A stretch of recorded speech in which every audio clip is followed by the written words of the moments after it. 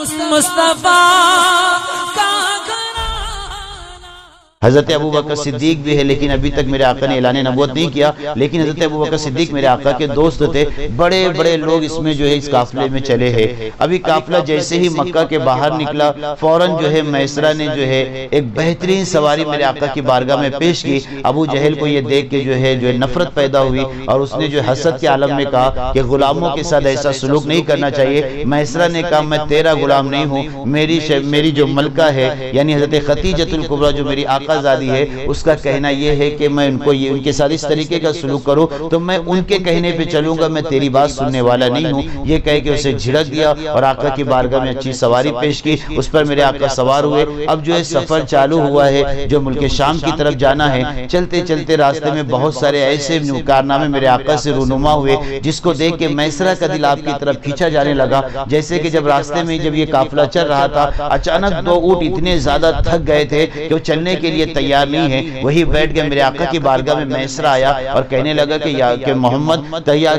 آقا نے فرمایا قافلہ آگے کیوں نہیں چلتا ہے؟ کہ وہ دونوں اونٹ بیٹھ گئے اور چلنے کے لیے تیار ہی نہیں ہے۔ تو آقا علیہ الصلوۃ والتسلیم اپنی سواری سے اٹھے، اور جیسے میرے آقا سواری سے اٹھے، اونٹ کے سامنے جا کے اللہ کے رسول کا کھڑے ہونا تھا کہ دونوں اونٹ آپ کی تعظیم میں کھڑے ہو گئے۔ اس کے بعد میرے آقا نے ان کے سر پہ ہاتھ پھیرا اور دونوں اونٹوں سے کہا رکتے کیوں ہوئے، چلو۔ جب آقا نے یہ فرمایا چلو، اونٹوں کا یہ سننا تھا ایسے چلے کہ پھر وہ تمام اونٹوں کے آگے آگے چلنے لگے، گویا کہ تمام سواریاں اب ان کے پیچھے چل رہی ہے، اور جہاں پہ رکنا تھا وہیں پہ جا کے وہ ٹھہرتے ہیں۔ یہ منظر دیکھ کے پورے قافلے والے جو ہے حیران ہوئے کہ یہاں پہ انسان کی بات نہیں سنتے ہیں، اور یہ اونٹ ہے کہ محمد عربی کی بات سنتے ہیں۔ اس کے بعد جب اور سفر میں آگے بڑھے تو میسرہ نے کیا دیکھا کہ اللہ اکبر، بڑی سخت دھوپ ہے، لیکن اس کے پورے قافلے پہ دھوپ ہو رہی ہے، اور میسرہ پہ اور اللہ کے رسول پہ بادل کے ایک ٹکڑے نے سایہ کیے ہوئے۔ میسرہ کو یہ لگتا ہے کہ یہ سایہ مجھ پہ ہو رہا ہے۔ میسرہ جیسی الگ ہوا تو سایہ اللہ کے رسول کی طرف چلے گیا۔ میسرہ سمجھ گیا یہ ان کی برکت ہے، یعنی سب دھوپ میں چل رہے ہیں اور بادل میرے آقا علیہ الصلوۃ والتسلیم کو سایہ کیے ہوئے۔ کچھ اور آگے بڑھے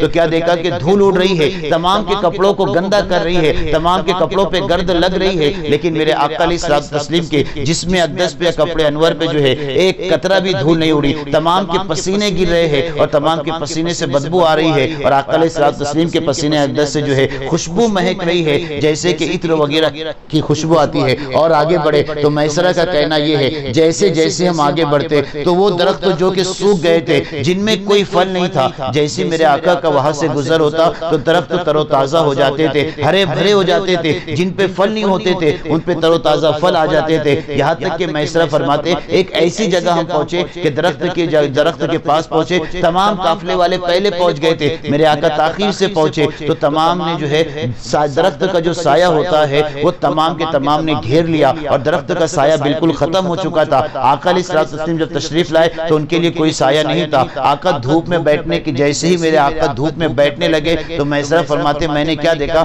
اچانک درخت کی ٹہنی خود بخود بڑی ہو گئی اور میرے آقا علیہ الصلوۃ والتسلیم کے سر پہ سایہ کرنے لگی۔ یہ تمام منظر دیکھ کے میسرہ حیران ہو گیا کہ آخر یہ بابرکت شخصیت ہے کون، اتنی عظیم شخصیت کہ ان کے کپڑے پہ دھول نہیں بیٹھتی ہے، مکھی نہیں بیٹھ رہی ہے، جانور ان کی بات سن رہے ہیں، جو درخت سوکھ چکے تھے وہ تر و تازہ ہو جا رہے۔ یہ تمام دیکھ کے میسرہ کی محبت آپ سے بڑھتی گئی، یہاں تک کہ جب آپ اور آگے بڑھے تو ایک جگہ آپ نے پڑاؤ کیا تو وہاں پہ سامنے جو ہے ایک گرجا گھر تھا، وہ گرجا گھر کے سامنے بالکل آپ جو ہے رکے، اور وہاں پہ جو اصول یہ بیان کیا جاتا ہے اس کے حوالے سے کہ جو درخت کے نیچے نبی کے علاوہ کوئی نہیں ٹھہرا۔ جب یہ قافلہ ٹھہرا تو میسرہ کو جو ہے وہ راہب نے بلایا، نستورا راہب اس کا نام تھا۔ اس نے کہا درخت کے نیچے ٹھہرنے والے کون ہیں؟ کہ یہ مکہ کے ہیں، کہ یہ درخت کے نیچے نبی کے علاوہ کوئی نہیں ٹھہرا۔ اگر یہ واقعی میں حرم کا رہنے والا ہے تو پھر یہ نبی آخر الزماں ہے کہ آپ میرے یہاں پہ انہیں بلا سکتے ہیں؟ کہ یقیناً میں انہیں بلا سکتا ہوں۔ تو کہا ٹھیک ہے، میری طرف سے دعوت ہے۔ بہرکیف جب میرے آقا علیہ الصلوۃ والتسلیم نستورہ کے ساتھ اندر داخل ہوئے